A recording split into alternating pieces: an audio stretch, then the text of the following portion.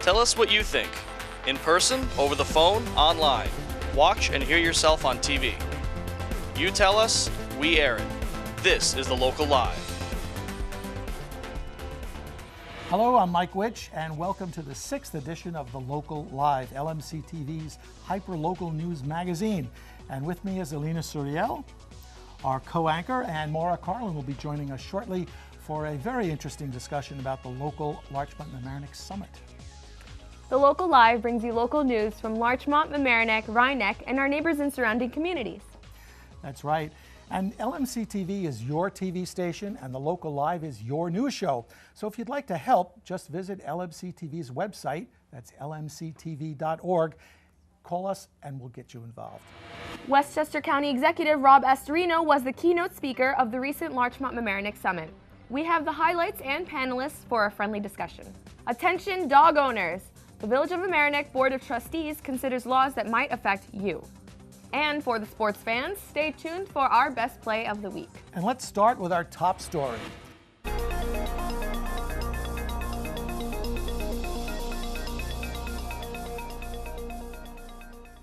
Astorino, who was recently re-elected, has been giving strong hints at a possible future run for New York State governor. He's been quoted by several news outlets as calling current Governor Andrew Cuomo beatable. The problems that we face are not going away. We've been hitting them head on in the county, as I think most in the local communities are trying to do as well. But you really get sort of overtaken by some of these expenses that are constant every year. Later on, newly elected Westchester County Legislator Catherine Parker and Village of Mamaroneck Justice Christie Derrico will be joining Maura for a lively review of the county executive's remarks. According to the Mamaroneck Review, potential new regulations on dog owners are being considered by the Village of Mamaroneck Board of Trustees.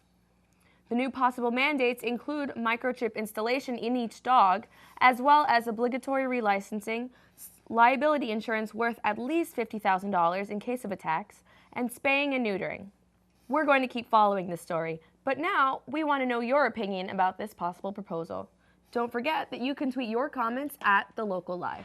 Let's see what else has been happening in our area as we go to Mike and his In the Media segment.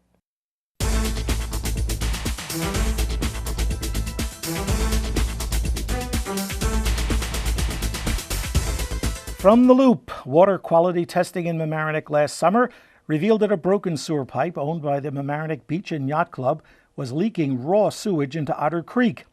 Now the village and the club's owners have decided that a permanent repair should include replacement of the entire sewer.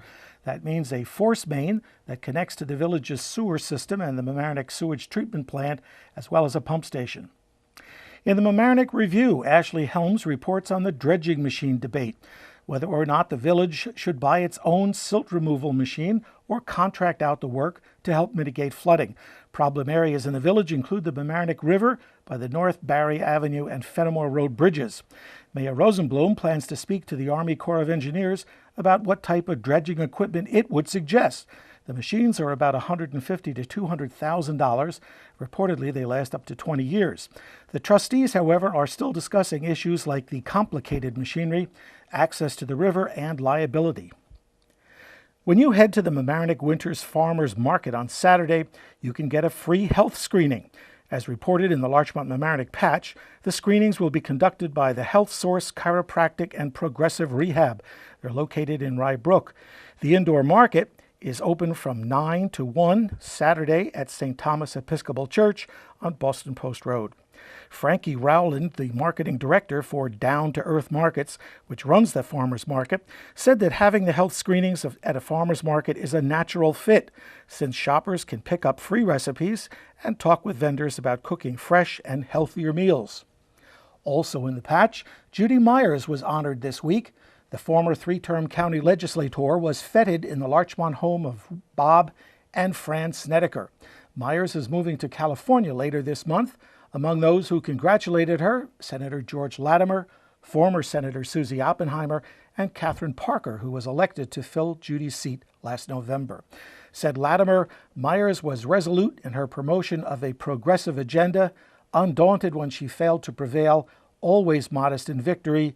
She has made a difference, he said, and now she deserves to devote time to her personal life. Larchmont author Amelie Howard was among the authors profiled in the cover story of the Journal News Sunday Life section. Howard writes for the young adult audience and has 2 books coming out. The Almost Girl comes out this month. It's the story of a tough female soldier from a parallel universe on an earthly mission. Next month, the Alpha Goddess arrives. It's described as Howard's unique take on the Hindu myth of Ramayana, the love story of Rama and Sita.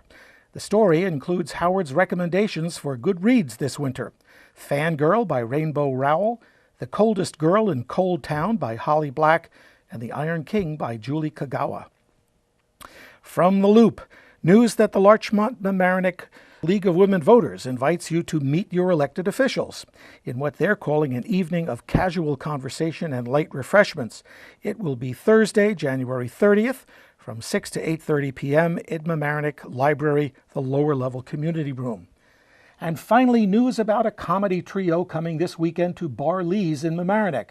According to the New York Times calendar, comedians Moody McCarthy, Frank Vignola, and Sean Ellie Breitbart will take the stage on Saturday, January 26th at 7 p.m. Tickets are $15 and $20. You can laugh, eat, and drink at Bar Lee's on the corner of Mamaroneck Avenue and Prospect.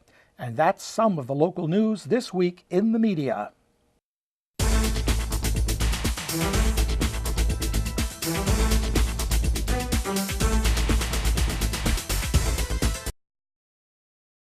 We're going to take a brief break, but coming up next, we have our panel discussion with Westchester County Legislator Catherine Parker and Village of Mamaroneck Justice Christie Derrico. Stay tuned. Hello, Mamaroneck. I'm Carly Rose, and you are watching The Local Live.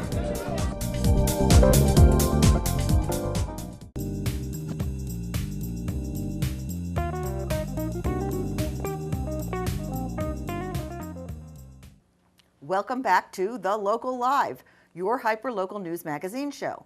Not only do we cover the community, but we want you involved.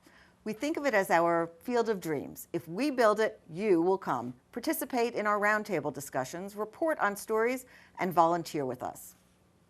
Our discussion now jumps off from County Executive Rob Astorino's recent appearance at the Larchmont Mamaroneck Local Summit, where he spoke about several topics concerning the future of the county and his own political future.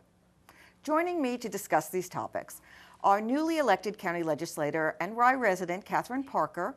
She now holds the seat formerly held by Judy Myers. And Village of Mamaroneck Justice Christie Derrico, a Mamaroneck resident and lawyer in the firm of Soundshore Law. Before we begin our discussion, let's look at a clip highlighting topics that County Executive Astorino touched upon at the local summit meeting. You can watch the whole meeting on LMC TV. Just go to the website lmctv.org for the listings or for video on demand. Be prepared to join us during the conversation. Call us at 698-6808, tweet us at The Local Live, or email us at thelocallive@lmc-tv.org. Now, as they say, let's go to the videotape. The settlement requires us to build 750 units of fair and affordable housing. By the end of 2016, we have to spend at least $51 million doing that. And if we don't meet these annual benchmarks, which increase every year, the county will be significantly fined each month that we're not in compliance. If you don't change the facts to say that you have communities that are exclusionary and then force them to change it either at will or through the courts, then we will take back the federal grants that we have promised you in your communities. And we have said we wish you wouldn't do that because we want this to go to the communities if they choose to take it. But we are not going to give up the rights of the county and our municipalities and say and admit something that we don't agree with. And that's where we're at. HUD says if your community, for whatever reason, or a particular part of your community, a neighborhood, a village, a school district, it could even be by census block. If one particular area is overwhelmingly white or one particular race or ethnicity, then de facto it is exclusionary, de facto it is segregated, and then action must be taken by that community or the Department of Justice to break that area up. Well, that certainly gives us plenty to talk about. Let's begin with the HUD settlement and fair and affordable housing in the county, and particularly in our community. Now, I should probably point out our community is now considered HUD compliant, but Mr. Astorino reiterated that the county will comply with the settlements and benchmark goals, and in fact is already well on the way to meeting them, but won't allow the federal government to keep increasing its demands. Catherine, let's start with you. With the new leadership in the Board of Legislators, where do you see the issue going, and do you expect the federal government will provide the community grants? First of all, let me give a little bit of background, and I will just say to the first part of your question. I don't know that a change in leadership at the county is going to have any bearing on where I see the settlement and how it's fulfilled. But let's start with the fact that there is a settlement. Prior to it being signed and agreed upon, had I been on the Board of Legislators, there were absolutely issues that I would have, or things that I would have taken issue with. So we may all agree that it's not perfect. And in fact, actually our county executive touched upon one of the areas when he was speaking to the summit, an area that frankly I find very bothersome, which is the fact that they are going to be marketing this new affordable housing outside not just Westchester County, but New York State.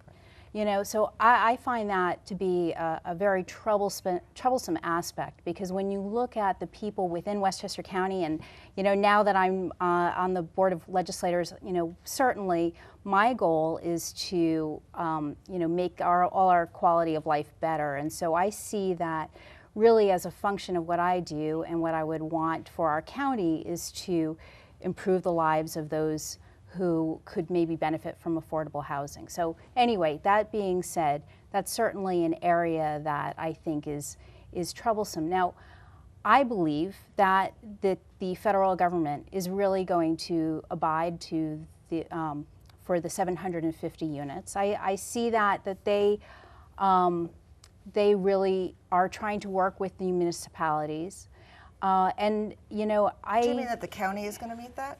I do, yeah. Yes. We're ahead of schedule. Right. We're doing, you know, really well. Again, just considering that Mamaroneck is off the list, and I give a lot of credit also to Supervisor Seligson, because, you know, really she went and met with the head monitor. I think the dialogue really had to be taking place between municipality to the federal government, believe it or not. And part of that, I think, is because there has been a bit of an issue with what I call the tone from the top. You know, I do say that on some level, I don't think, while I appreciate our county executive wanting to stand up for all our communities, I don't know that I feel personally that it's been as helpful as possible by kind of being very entrenched in saying, you know, we don't want you involved here. And well, that was why I started the question with the change of leadership, because as I understood it, one of the former chairman, is that what he's called, Mr. Jenkins, objected to feeling that the Board of Legislators was shut out, and that he might have, or the board might have, used a different tone or approach with the federal government.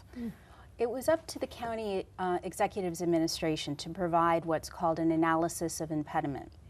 And the analysis of impediment, I think, again, it was a very important document for HUD, because really what it laid out, there were 4 impediments that were described. One, and I have no bones to pick with 3 out of the 4. You know, he talked about the cost of living, and we all know that really the price of land in our communities is a real driver, and really something that makes affordable housing very difficult to attain. Mm-hmm.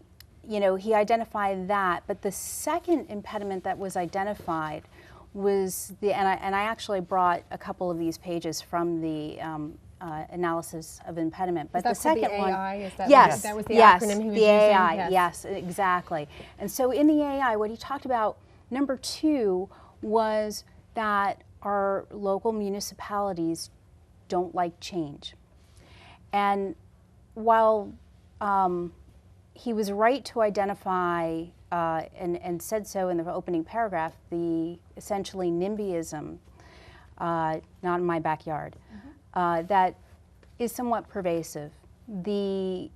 Each impediment had to have spelled out a solution. You know, what is Westchester County going to do to alleviate that problem? And the solutions put forth by the administration were, in my opinion, if I had been part of, HUD looking at this, I would not have been very happy to see things like, well, we'll have a website and we'll put a YouTube video together on why we all should be more inclusive. And really, in my opinion, the problem has been sort of this sense of we're smarter than they are. You know, it's interesting. Before we started this, Maura, you asked me to clarify the question I asked at the breakfast, which really is very much related to what Catherine was getting into. I've had a long history in my community, and physically right now we're in the town of Mamaroneck, but I'm really in the village of Mamaroneck, which are very different.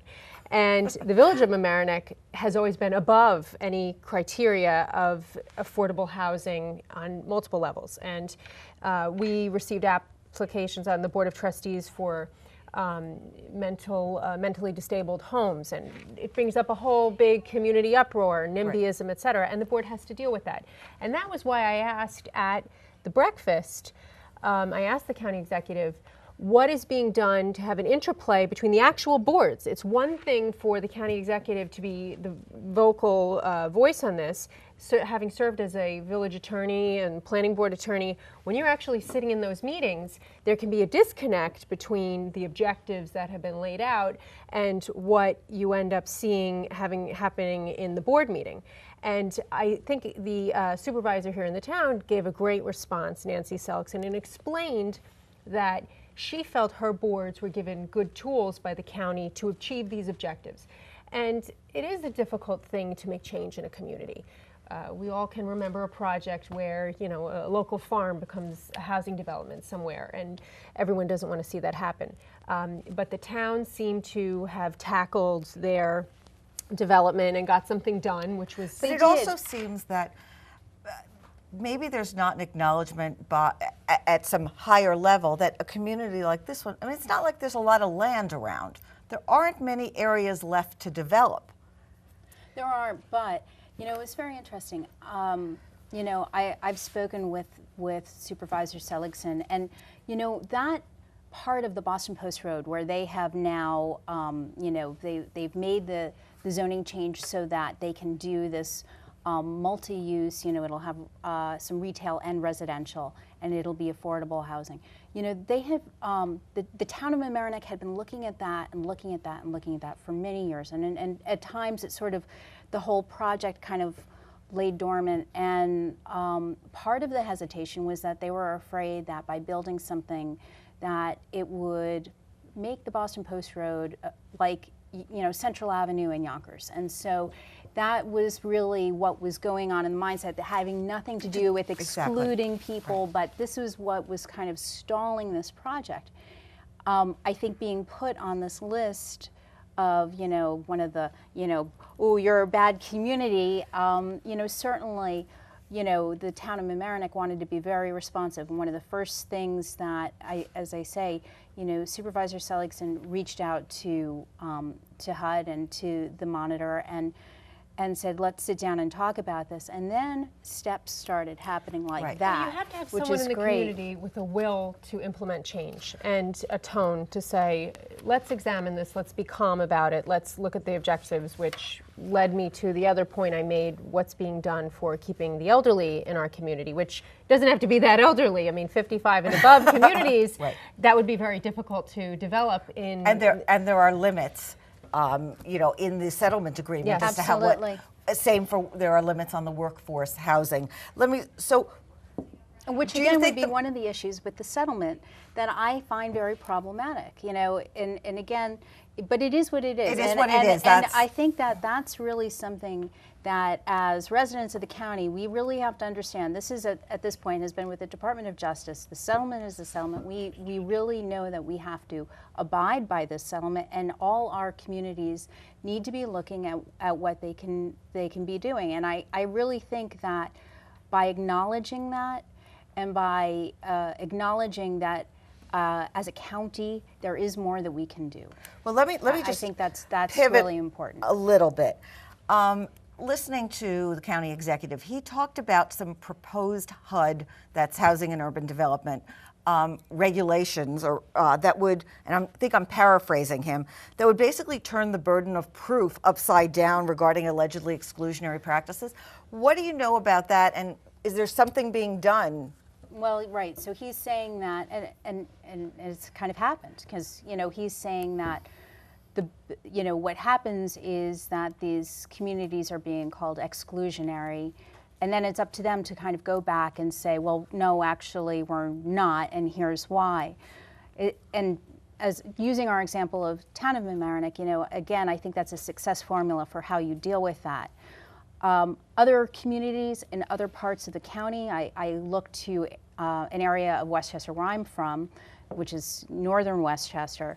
You know, some of those communities don't really have a lot of infrastructure when it comes to septic and, you know, water lines and all that, where it is even more problematic than just the cost of land. So it's a practical limitation, it's not an exclusionary. The environmental component definitely was an issue that probably wasn't addressed as fully as it could have been in this agreement, because the environment, whether you're dealing with watershed issues and flooding, which my community suffers from, or up north where you don't have sanitary sewers and you have a lot of septic, which limits the potential for development. I mean, when you make a new home, you have to have an auxiliary field. Right there, you're making the required plot minimum Okay, but double the problem than what it is might that be. I think that we don't have any, that the county doesn't have any ability to renegotiate the agreement. They don't. No. And let's move on to another topic that was discussed. In fact, it was the subject of the first question posed to Mr. Astorino, which had to do with gun control, and particularly the return of gun shows to Westchester County, and people being particularly concerned that there was a show right after the Newtown shooting. Yes, obviously gun safety is a major issue. We need to make sure that kids don't have access to guns. The gun show in and of itself is not the problem. And we're going to balance out what the rights are of people as opposed to what we need to do to make sure our community is safe. And that's what we looked at. There are two issues here, a lot of different issues here. You're clumping into one, and we can't clump them all into one. The loopholes that were in gun shows have been closed, and we were the first to do it. We said if you're going to come in, then a couple things. Number one, there will be not only uniformed police officers, but also undercover inside and outside the county center. We work with the ATF and the FBI. Every dealer that came in, and most of them were gun shop owners from Westchester or the surrounding areas. You will have background checks on everyone that purchases something in there. There will be no sales ever permitted outside of any of these security zones. There will be immediate arrests, and everyone signed that. He claimed, and I believe it to be true, that the state adopted the same changes, and that the background checks, police on site, no sales outside the show. Is that enough? No. Remember, no. Remember, I'm standing in this debate, conversation as I sit in the shoes of the court. I'm not. You're in a county legislator. It's very different. It is. And the point that I think is most important here, that I've even been working on in my capacity as a judge, is the mental health component, which, to me, if you examine all of these mass tragedies, the mental health issue has been the common denominator. I couldn't agree with you more. And Absolutely. Well, I'm going to play devil's advocate on that one. Because let's take Newtown, and I'm going to put myself, as a mother of children in elementary school and other schools, I was actually shaken, very shaken, and continue to be shaken by this. But I look at the steps that were taken, and because it comes up every time, we're talking about mental health issues, talking about plugging, up the ability to get guns and who gets them. And the Newtown shooting, Adam Lanza, the guns were properly obtained, properly registered, and the mother was dealing with the kids' issues. It's changed. Right. Well, I don't but you think could she parent was- for them. It's not a kid who fell out of the system. So the question really comes back to, could it have been prevented by these changes? This has changed the questions I ask when I issue a temporary order of protection on a case. I ask now, are there guns in the household? Because just because the individual in front of me doesn't own guns, maybe a parent or someone else living in the house has it, and I want to know that. And it might not even be a proper question per se. Someone might say you're violating their rights. Someone else in the house is allowed to have guns. But with what happened with Newtown, you have to inquire and make a broader analysis. And I think that's an excellent point because honestly, yes, the guns were legal, but I don't believe that Mrs. Lanza, I think she had her head in the sand as far as the seriousness of her son's mental issues. And, what a horrible tragedy that, I just think that they're really the question that you would be asking in court. I would want that to be asked in every situation. I just want to play this out for you a little bit. I've actually been asked to be the speaker to the Magistrates Association, all of the magistrate judges, on the issue of mental health, because before this horrible tragedy, I had a couple of cases come and I found there was no guidance for the judges, and you kind of had to make this up as you went along. And you might have a very low-level violation or crime, but you're looking at a person who potentially can do great harm. Then we had Newtown. Well, I immediately got a call back from the state for my proposed program, and they were very interested in it. Because the point being, an individual like Mr. Lanza and the other ones, many of these cases had issues occurring that nobody took action on. What was the mental health issue? With which case? Miss Lanza, with Newtown. Okay, he had Asperger's, which is not, no, I agree with you, but looking at him, looking at the photographs, hearing that there might have been some issues with his mother, did she take steps to get help for what's going on in the home? What often happens in a family dynamic, this is a domestic violence type of issue at times. You might have an adult child who is acting out and the family's trying to handle it themselves. Instead of getting resources to deal with the problem, it's almost something shameful. So you'd be surprised what we see, stabbings, strangulations, the things that may only result in a violation being charged. That's nothing. But the potential for someone to up the ante and possibly have extreme violence against someone else in their family is high. But unless the family comes forward, what are you suggesting? It needs to change. You need to change the culture. And what we have had happen here is a reduction in services. Families feel completely at sea in being able to get assistance. They don't know where to go.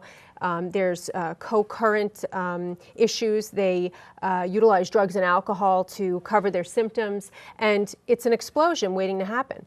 And I had several cases that really mirrored what was happening in that Lanza household from what we can see from the news. Right, and this is all based on what's public to us. Right, and the father has made some comments. I mean, obviously they got divorced. He couldn't handle the younger son. There were things happening. So schools need to take action, but not in a way that's criminal, in helping an individual get the assistance that they need. That's what I'm proposing. Right, but I think that's all very good points. But I'll go back to the idea of guns in Westchester, and I will say first and foremost, my feeling is, I too will speak as a mother. My feeling is we don't need gun shows in the county. We really just don't need them. The problem with gun shows is not exactly what's happening in the county center, but it is what's happening and what typically happens at gun shows outside the building. And even having, where there's illegal gun trading, people do come to purchase guns that are not of legal means, and that's been cited as one of the big problems with gun shows. Even having police, whether undercover police or in blue outside the county center, personally, I just don't want that risk that one gun is going to end up in the hands of somebody who would be a hazard to our society. So I look at it just as that's business model that we do not need to encourage in our county. It can be held somewhere else, but I think as a Westchester resident, as a mother, as a legislator, I do not want to see gun shows here. Well, the public has spoken out on this issue, and it is a county center. And certainly, if they did an adult film seminar at the county center, people would be up in arms. And if there's a public outcry for against these kind of things, it has to be listened to. You're on the Board of Legislators. They're going to have to take action and respond to what the public is asking. That's it. Yep. Okay, well, let's move on to then our next topic, which is Playland. Something I know a little about. Your backyard. Wait a second. We have a caller. I think it's still on the gun control issue. I think they caught us just in time. Okay. Caller, go ahead. We have a caller there? Are you there, caller? I guess we dropped our caller. Although I do think we may have a tweet. I'm impressed. Yeah, really. I'm not really even sure how to send a tweet, but I'm really impressed. Look, you've got two devices. Thank you. Just don't drive and do that. No, absolutely not. Okay. Okay, we do have a tweet about gun control and mental health, which is what volume of deaths are preventable by addressing mental health services, and that's from Lewis. What number of, percentage of deaths do you think have been preventable? I don't it's think hard you to can answer that. Except, as I said from the beginning, every single one of those major shootings that have been featured in the press recently all had a mental health component. And even though I'm not, saying Asperger's, that's not really it. It looked like he had other issues. He looked like a loner. He was not socializing. Well, that is Asperger's, though. Being a loner and his teachers, though, had also remarked on going back when he was quite young that he was so taken with violence that his writings from a very early age were some of the most disturbing writings that the teachers had remarked on. So what did they do? And it just seems to me like that was really antisocial behavior that was also part of this. And being a loner, I mean, that's not indicative of, it's not conclusory as to what that means, but he didn't look healthy from the pictures. That's the best way I could say it. Bed photographer. But we have a phone caller. Caller, you're on the air. Do you have a question or comment? Control room, we're going to put the caller through. I guess not. We're going to move on to Playland. Okay. When I came into office, Playland was identified immediately, and by previous administrations too, as a model that is broken, has to be fixed, and we just can't cover our eyes anymore to Playland. Playland loses about $3 to $5 million a year. And in good times, that should be unacceptable. But in bad times, when we're trying to find every nickel under the couch to pay the bills, it's unacceptable. We want to bring the professionals into Playland. One thing, and this is not an indictment on the county workers, but they are not equipped to run an amusement park. And we've proven that through the years. The plans to turn over the operation of Playland to a private entity to run it, not to own it, Correct. caused some controversy, but I want to make sure I'm understanding the issue. I thought the issue really mostly came down to the field house and not so much turning over the amusement park. Am I right about that, Catherine? There's a spectrum of opinion on Playland. Let me tell you from my standpoint, because my last political gig was serving on the Rye City Council, where I have been the liaison for Playland since I started there, which was in 2008. So from the day that Rob Astorino had announced that he was going to be looking at doing a public-private partnership, and they were putting out an RFP, or a request for proposals, I knew that A, Rye needed to be very involved, and B, I became very involved. Then we created a Playland strategic planning group, which really we held public meetings, and people, at that time, this was before SPI or Sustainable Playland, but what we did as a community was sort of list the things that we agreed and we had consensus on. Because I can tell you from back in those days, there, again, is a wide spectrum of what people feel should happen with Playland. Everything from do nothing, we love the amusement park as it is, to put in a shopping mall and some better restaurants and a grocery store. Is there an area of consensus at all? The area of consensus, my feeling was that what people thought was a good idea were the things that protected sort of public access to the seashore, protected the historic buildings, because the buildings there, those Art Deco buildings, are absolutely stunning. They love the open space. They wanted one of the things that people do not like about Playland as a whole that had happened was the fact that you had to kind of buy a ticket to enter Playland, and they liked it in the days when you could purchase tickets for just individual rides. And so actually, before SPI has even come in, that was one of the changes made, that as Westchester County residents, we do not have to pay money to enter Playland. And you know, you can also, you know, buy tickets just for a certain amount of rides. But getting back to the idea of the RFP, initially I thought this was a great idea. I was actually in agreement with our county executive because, you know, I also am a businesswoman. I've had a business in my community for the last 17 years, and I looked at Playland as something that I really love. I've been going to Playland my whole life, but something that I felt had seen in better days and needed a lot of investment in its infrastructure, and it needed more than just a coat of paint. You know, I've been waiting for this children's museum. Right, right. We all have, right? Yes. You know, we have something analogous with Harbor Island in the village of Mamaroneck, and it is the village's park versus the county's. But we do have the county sanitary plant there, and we have the issue with the tennis bubble, and that's run by a private outfit. And occasionally ideas come up to put a restaurant in it, and you know, we deal with these issues, but I think of what you said at the beginning, Catherine, about it's not so much NIMBYism, it's a fear of change. Yes. And it is a very touchy issue because when you go to Playland, it's beautiful, and there's beautiful homes there. And we have a caller who wants to ask a question about Playland. Good. So, caller, go ahead. Caller? Can we put the call through?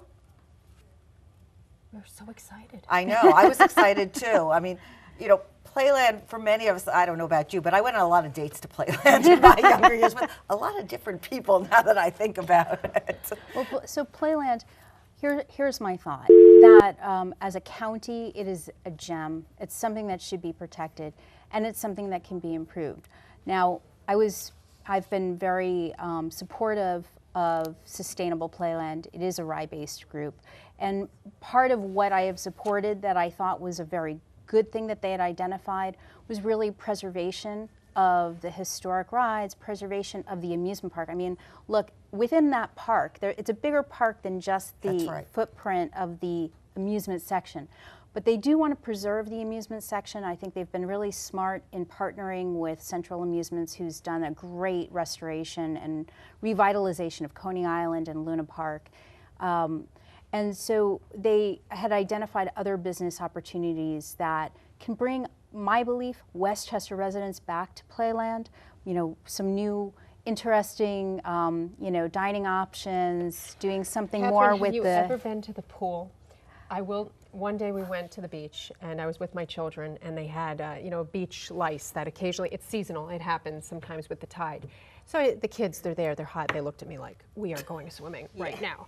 So we went to the pool. Oh dear, oh dear. That is an example of the potential that's there. It's beautiful, it's old-fashioned, but it needs help. It needs so much work. You know, I went to the pool. Yeah, and what people don't understand about that pool, which is very interesting, is, you know, that pool is suspended. Right. There are very few pools of that size that are suspended, and that scares me, actually. I don't know. You know, I even had a children's town hall on Playland, because children should have a say in Playland. So in 2011, I had this children's town hall, and one of the only criticisms of Playland were from kids that swam and said, I hate swimming in that pool, it really needs a lot of work. And one of the areas, obviously, that Sustainable Playland has identified improvement. Well, we actually have a question by Sure. email from an adult. Okay. But I think people say that about a lot of public pools. Yeah. This is from Austin.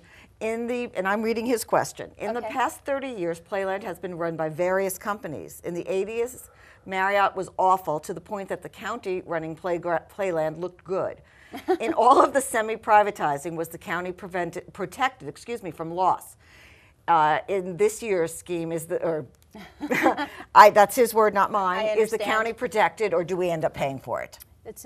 So let's go back to Marriott. Marriott actually ended up only running Playland, I think, for a little over a year. It was a disaster. He's right. He's right. I'll agree, Okay. Austin. In my belief in this, first of all, the county is doing a management agreement with Sustainable Playland.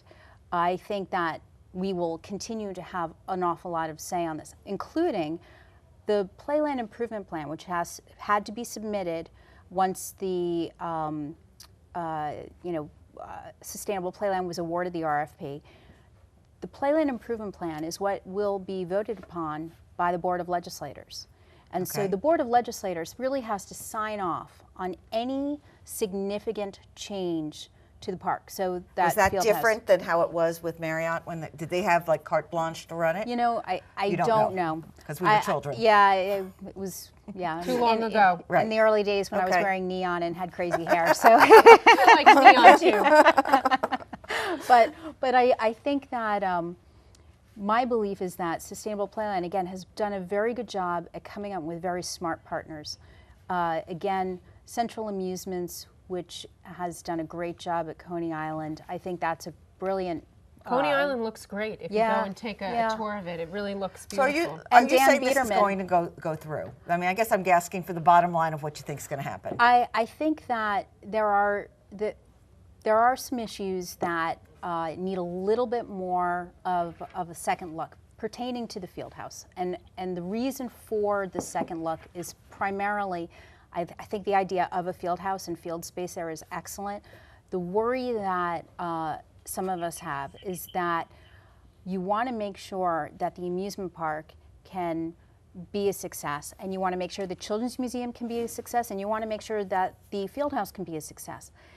The field house component does take up about a third of the parking lot. So you need to, really make sure that for everything to work, that you are left with enough of parking so But that I it thought can the all. objection to the field house wasn't really that we would lose parking, but that it would obstruct views, it would cause noise, it was... The neighborhood issues are, Right. while they're something to look at, the issue that I think is more significant is the question of feasibility for all the areas to do well. And again, it goes to what Christie was saying earlier about change. I've actually gone to the end of all those roads at the end by the parking lot, and I think that change is something for a neighborhood when they're looking at a big new addition, could potentially say, I don't know that I want this. And I think it just, it's worth looking and talking about. It has to be done but- carefully and right. considerately. And But we actually have a tweet about the issue of private management. It's from Lewis, who wants to know if a private company manages Playland, what happens if the park still fails to turn a profit? Right.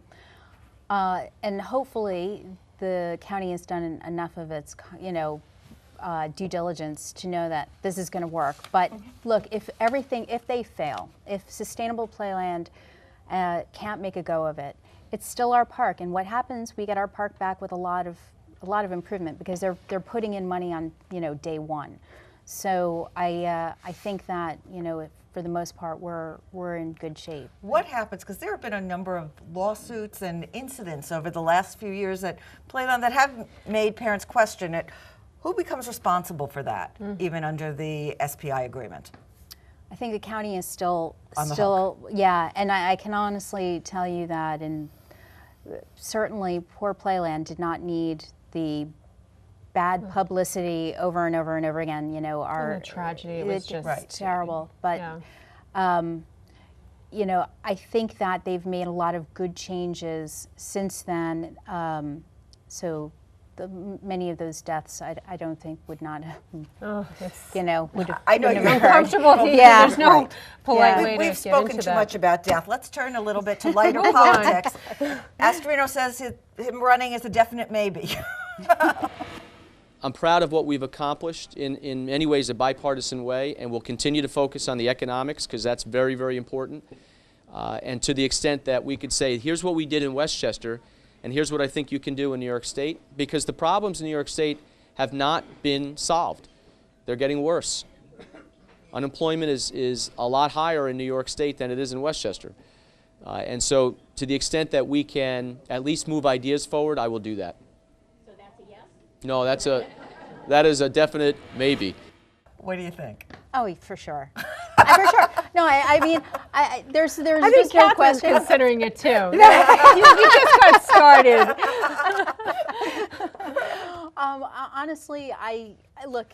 I have to say that the Republicans in New York State are not. There's not a deep field of really good candidates. He would be the right We're pick. on the cusp of a look. revitalization, Catherine. Look, you can say, Rob Astorino on one hand, Donald Trump on the other. I mean, in my mind, it seems You know what's pretty interesting clear. though, to put it on another level? How many run? How many times have you run? 'Cause 4 you run- times. Okay, so have Four I? or 4 5, times, maybe. right? I have to think about Okay, this. so I'm a slacker. It's Never run. physically exhausting. It is. Right. And when you have a family, you want to have a happy family. You want your children to be happy. You want your marriage to be happy.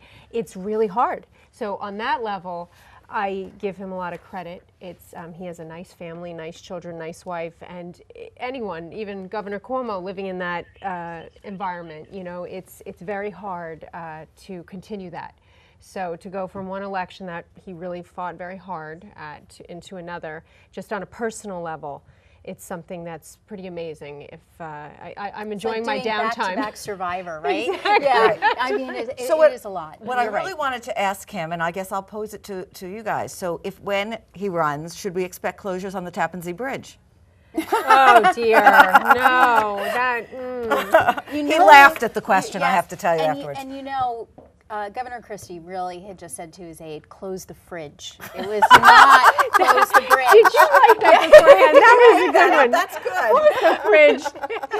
Oh, Poor man, what he's had to deal with on that. No, we want. I avoid the Tappan Zee Bridge like the plague. I mean, let's hope it gets better. It's congested beyond belief. Any idea when the new bridge will be ready? There is like a They dredging seem to be machine working- coming or something? Yeah, and they're really, they are working very hard to, this project from beginning to what I think will be the end is actually, I believe, going to be seen as a very monumental project within a very short period of time. Though I was reading, because right now we are in such a deep freeze, it is actually stalled the Now, wasn't it Howard Stern that said to Pataki he would vote for him if he kept the road construction going overnight or something? So what's the equivalent here? What can be what are we going to hold up to say to the two candidates if they're running? Who's going to get this done quicker? We, in being New Yorkers, all of us, we like to see things moving, and we can't. We like it yesterday. Yes, That's true. And cannot stand slow-moving traffic. That's true. The one thing that Mr. Astorino talked about that he wasn't questioned about was the budget. Anything you guys want to add about? We know it's going to be a tough one. I'll say this. 16 of the 17 legislators voted for the budget, and interestingly enough, my predecessor, legislator Judy Myers, was the one vote against, and she voted on the same principle that I have said has been something that I've perceived as a problem in our budgeting, which is having to borrow to keep our operations flat. And really, it's like when you're doing your own household expenses, and when you're putting things on a credit card, you still are on the hook, And so in my mind, it's not as straightforward to the taxpayer. You know, it pushes it down the road a little, kicks the can down the road. It's not as forward as a. You know, the one thing I want to add here, sitting at home on my couch watching the news with the budget, and that's how I perceive myself with this issue. It was nice to see less acrimony. Oh, I couldn't agree with you more. That's true. We have been in such a period of political divisiveness. It's kind of nice to say, let's work together, and we're not going to agree on everything, but let's move forward. And to that point, I will take a second to say that I really feel that the board that I'm sitting on right now, I really think everybody, regardless of party, you know, believes that what had been happening was looking a little bit too much like Washington, and it wasn't good. And I've actually, it's part of, you know, kind of my DNA as an elected official. I sat on a board where I was the only Democrat. I just say, you know, you look at it issue by issue, and you may not always have common ground, but you get along. And so I think going on the 3 C's of consensus and compromise and collegiality. And on that note, we are actually going to have to wrap it up. Thank you so much for having me. Thank you It was so much great. for joining us. It's been a lively and interesting discussion. We have County Legislator Catherine Parker and Village Justice Christie Derrico. I can't thank you enough. It's been a fascinating conversation. If you want to see the entire Thursday night discussion, go to lmctv.org. It's on our homepage and available on video on demand. Coming up next, the Varsity Sports Best Play of the Week. Hi. Hi. I love your outfit. I love your outfit. Thank you. We're on the local live here at the Westchester Tattoo Convention. And you are? I'm Catherine. Hi, Catherine. This is Jerry here reporting live from the local live.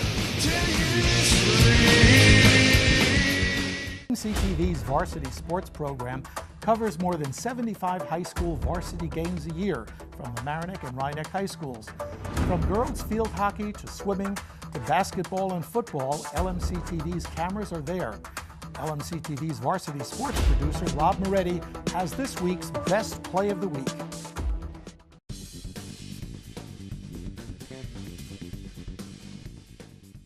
Scarsdale able to clear. The pass is outletted to Nicholas. Nicholas is bodied, still on the puck. Nicholas, save was made by Monahan. Another attempt. That shot is, robbed! Was Rob Burns by Liam Monahan. Monahan saying early in this one, guys, I got this.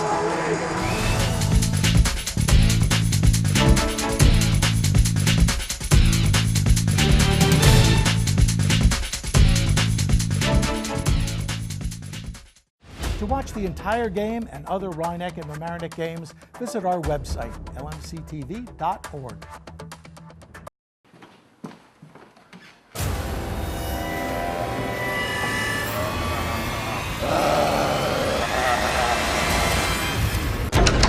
Dude, there is a bunch of zombies outside. What? There are zombies in the front lawn. It's Z-Day. Well, what do we do? Let's check out the news.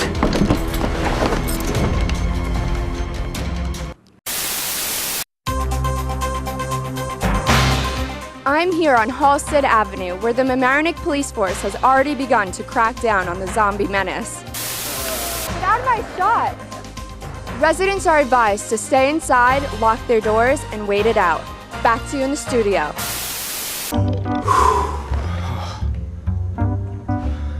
Looks like we're gonna be okay.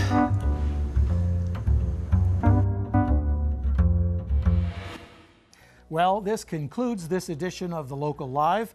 We are a community news show, and we encourage you to be part of it. If you're interested in being a reporter, a producer, camera person, or editor, contact us at lmctv.org. Don't forget to give us your comments or stories you'd like us to report. Just type in The Local Live and you'll find us on Facebook and Twitter. This has been a great edition, so good night, guys. And thanks for watching. We'll see you next week. Bye-bye. Tell us what you think. In person, over the phone, online. Watch and hear yourself on TV. You tell us, we air it. This is The Local Live.